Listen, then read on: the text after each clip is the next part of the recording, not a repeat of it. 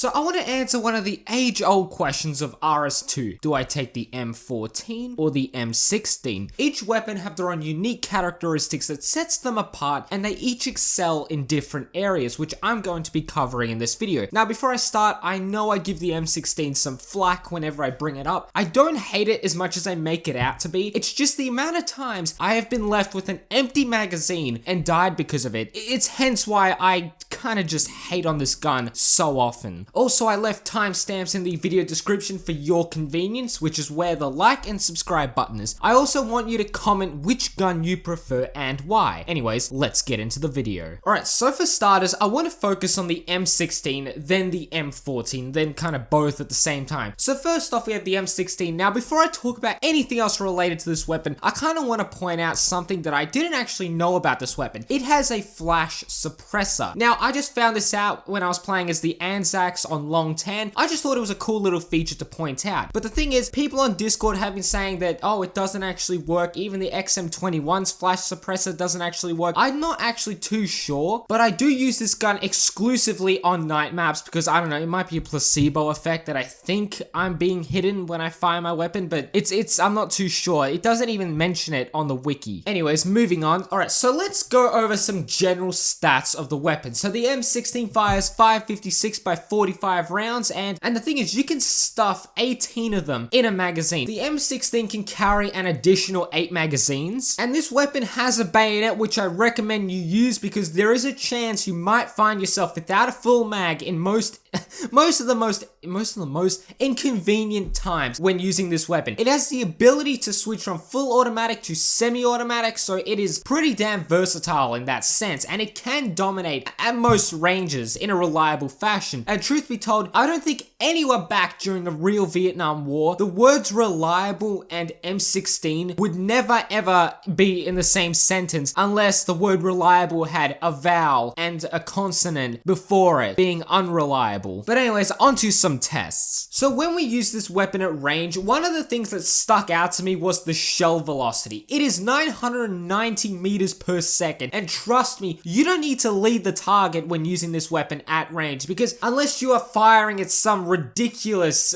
distance over like a kilometer away, but I don't even think some maps are even that large. In addition to this, you don't actually need to adjust your iron sights at range. When you aim, chances are the bullet is gonna hit bang on where you aim it, even at over 1 to 200 meters away. And the thing is, you can see me firing at these targets, and I don't need to adjust myself for the bullet drop off. But a bit of a downside is that the bullet damage potential does get significantly reduced at extreme ranges. You're gonna need multiple bullets to take someone out. And I'll admit, there have been times when I've been using this weapon and I feel like I'm just I'm hearing the bullet penetration sound. You know that sound when you hit a body? It feels like I'm hearing that over and over and over again, and they don't end up dying. It does get a little frustrating. But this is the reason why I recommend, if you are using a weapon for long range reasons, on most maps, I would go with the M14 because it is more suited for the role, because it is able to reliably one shot from the chest and upwards. But when you get to the stomach and the legs, it takes 2 shots. But I mean, that's still fairly good if I do say so. But the M16, it takes about 2 to 3 shots to get a kill from below the head. And I might be, imagining this, but there was a time when I hit someone in the head and they didn't die. When I was using this gun, I don't know if I was imagining it or I was just very unlucky, but I just thought I should bring that up. Now, when I tested out the bullet penetration, the M16 was able to penetrate 1 head and 1 layer of cinder block. So if you have, let's say, a body standing behind a hard target or behind someone else, you will not do any damage or very little damage at all. In terms of this weapon's mobility and overall feel when handling, it does feel better to use than the M14, and that is considering that the M16 weighs 2.89 kilograms. I put up the American Burger Democracy units up for you guys before, don't worry. And the M14 weighs 4.1 kilograms. Now, my final word about this weapon is, I do like to use it from time to time. I can have some great games with it, and it can adapt to a variety of situations. If you have the tight streets of Hue City, you can flip that bad boy to automatic and mow down enemies enemies for, I don't know, like 1 to 2 seconds before you need to reload. And chances are, if you are in a close quarter situation and you are mowing down an enemy, I cannot stress this enough. Tap the R key to check how much ammo you have left in a magazine, or to just reload the magazine as a whole. You have 8 magazines. Chances are you're not going to actually use them all. Like, let's be honest, I've never actually ran out of ammo before I died. You might have ran out of ammo, but it's just best to just reload the magazine to be safe. But if you are on a map on, let's say, Firebase Georgina, where you're going to be shooting at range, you just flip that switch to semi-automatic and you can enjoy reliable controlled fire, but be wary that it will take like 3 to 4 shots to actually take down an enemy. But how does this stack up against the M14? And when I was doing my research on the RS2 forums and even asked on the RS2 Discord server, the general consensus was the M14 was better, and if you want to use the M16, you're better off using the XM17. So the M14 is 20 rounds in a magazine, and I'll admit I genuinely thought this weapon had 30, but that is probably just a placebo because the gun fires, I'd say, significantly slower, or when you are using it, you're going to be firing slower, trust me. And you do need to correct your aim a lot more, and it fires 762 by 51mm rounds, so yeah, they are pretty big boys, and they can one-shot the parts that I mentioned previously. This means at long ranges, this weapon is fantastic, because if you are able to land one shot to most parts of the body, the enemy is going down. But my gripe with this weapon is that it's not the best at close range, because it has a lot of clunk to it. Like, it just feels heavy to use in your hands. Like, I can't feel it. I've never felt this gun, but I can just feel the weight that just by looking at it. Now, don't get me wrong, this is a great weapon, but the kick on this weapon can make consistent controlled fire a bit of a challenge. Not like primarily for new players, but not for experienced players. However, if you land those shots, you won't have any problems, trust me. Also, when I use this weapon, I try to seek out a ledge because that significantly increases your accuracy. Now, this weapon, you know, is able to penetrate 2 heads, which also means it can penetrate 2 cinder blocks. This is very useful, especially when enemies are hiding behind cover. In addition to this weapon, it has a higher suppression potential than the M16. Now look, the main attraction of this weapon is that it can kill Charlies with one shot, and it can do this at almost every range, hence why I know that if I land a shot, I don't need to wait for the notification to come up letting me know that I killed the enemy. Unlike when I used the M16, there have been times where I've kind of doubted whether I killed them or not, and this actually did happen